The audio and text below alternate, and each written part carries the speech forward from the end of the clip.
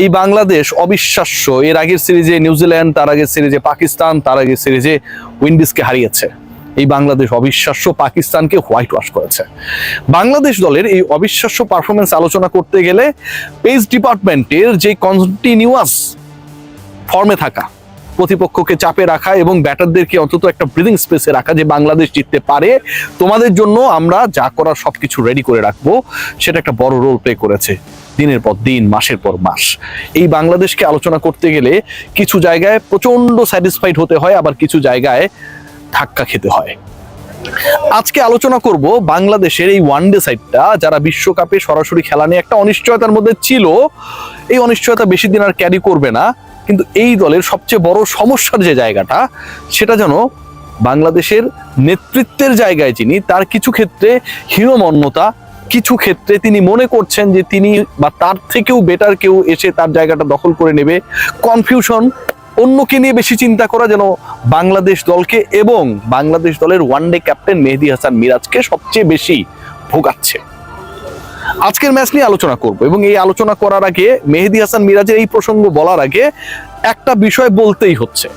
আজকে যখন তিনি মাথায় বাড়ি পেলেন, আঘাত পেলেন, কেউ চাইলেও জোর করে নিশ্চয়ই মাঠের মধ্যে বমি করতে পারবে না ইনস্ট্যান্ট। ব্যথাটা সেভাবেই পেয়েছিলেন, অথবা মাথা ঘুরে গিয়েছিল, একটা বলের আঘাত। মেহেদী হাসান মিরাজ তারপরেও মাঠে স্টে করেছেন, ছক্কা মেরে বাংলাদেশের ওই উইনিং শটটা মেরে তারপরে দলকে জিতিয়ে ওই সিচুয়েশনে মাঠ ছেড়ে হসপিটালে গেছেন। This is what the guts is. Mehedi Hasan মিরাজের এই গাটসটাই আমরা আসলে চাই একজন নেতার, একজন ক্যাপ্টেনের, এবং একজন নেতা বা ক্যাপ্টেন হিসেবে তিনি তার সতীর্থদেরকে যেভাবে প্রতিপক্ষের এগেনস্টে ব্যবহার করবেন, ঠিক সেই জায়গাটায়। আজকে বাংলাদেশের বিপক্ষে যখন 81 রানে 6 উইকেট হারিয়ে গেল, 6 উইকেট হারানোর পর যখন অস্ট্রেলিয়ার দুই ব্যাটার সপ্তম উইকেটে 103 রানে পার্টনারশিপ করলেন, প্রায় 20 ওভার ধরে তারা উইকেটে থাকলেন, ওই সময়টায় বাংলাদেশের বোলিং ডিপার্টমেন্ট ছিল যেন নখদন্তহীন, কেউ কার্যকর ছিলেন না, এবং দুই ব্যাটারের একজন 110 স্ট্রাইক রেটে ব্যাট করে যাচ্ছিলেন।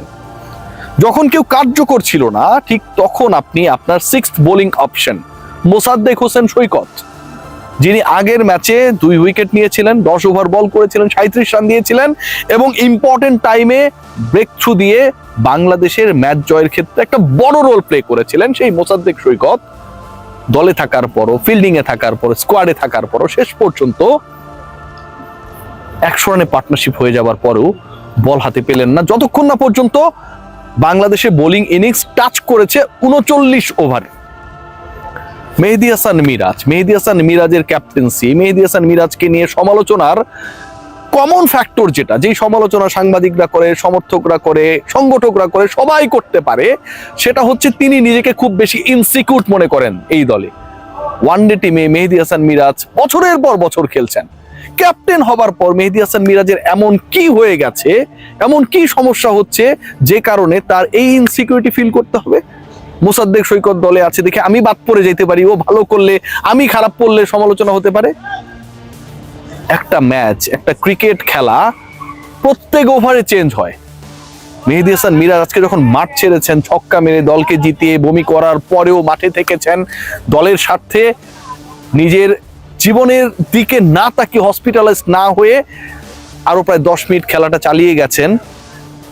এই মোমেন্টাম আজকের দিনে আসবে, এটা কি আগে কেউ জানতো? কেউ জানতো না। মোসাদ্দেক সৈকতকে ওই সময়টায় যখন উইকেট আপনারা কেউ নিতে পারছিলেন না, 2টা ওভার, 3টা ওভার, 5টা ওভার বোলিং করালে কেমন ক্ষতি হতো মিরাজ। গ্রেট ক্রিকেটার, পারফর্মাররা একই সাথে কি দলে কখনো থাকতে পারে না? একজন পারফর্ম করলে আরেকজনকে আউট হয়ে যায়, মানে এটা কোন সূত্র? ডেফিনেটলি পুরো ধারণাটাই রং যদি আপনি আপনার দলের পেস অ্যাটাকের দিকে তাকান। পেস ডিপার্টমেন্টে Mustafiz performer, the real hero, কখনো কি তাসকিনের প্রেজেন্সের কারণে, নাহিদ রানার উঠে আসার কারণে নিজেকে ইনসিকিউর ভেবেছেন? কখনো ভেবেছেন? কখনো ভাবেন নাই। তাসকিন অলওয়েজ তার কাজটুকু করেছেন, মুস্তা তার কাজ করেছেন, রানা তার কাজ করেছেন। মিরাজ আপনি আপনার কাজ করবেন, মোসাদ্দেক তার কাজ করবে। আপনার দায়িত্ব ক্যাপ্টেন্সির জায়গায় সেই কাজটা আপনি সুনিপুণ ভাবে করবেন। কেউ আপনার জন্য থ্রেড হয়ে যেতে পারে, মাথার মধ্যে এই আলগা টেনশন করতে গিয়ে আজকে আপনি ক্যাপ্টেন্সি ওয়াইজ যেভাবে দলকে একটা বিপদের মধ্যেই ফেলে দিয়েছিলেন ওই পার্টনারশিপটাকে অ্যালাউ করে, বাংলাদেশ হেরে গেলে এই দায়টা পুরোটা আপনার উপরে পড়তো। বাংলাদেশের ব্যাটিং এর মিডল অর্ডারের যদি জায়গাটা দেখি আমরা, সেটা কত বড় বড় ক্রিকেটার একসাথে খেলতেন এবং তারা সাফল করে খেলতেন। কখনো সাকিবের জায়গায় রিয়াদ খেলতেন, মুশফিক 6-এ চলে গিয়েছিলেন, যেটা আবার সাকিবের জায়গায়, কখনো সাকিব উপরে খেলতেন। কত কিছু ঘটেছে, কিন্তু কেউ কখনো একে অপরকে ব্যাক করা ছাড়া ল্যাং মারার চিন্তা করে নাই। মুশফিক ভালো পারফর্ম করলে সাকিব কখনো নিজেকে অনিশ্চয়তায় ফেলে নাই, অনিশ্চিত মনে করে নাই। রিয়াদের খারাপ সময়ে বাকি সব ক্রিকেটাররা তার পাশে দাঁড়িয়েছিল, বোর্ড না দাঁড়ালেও।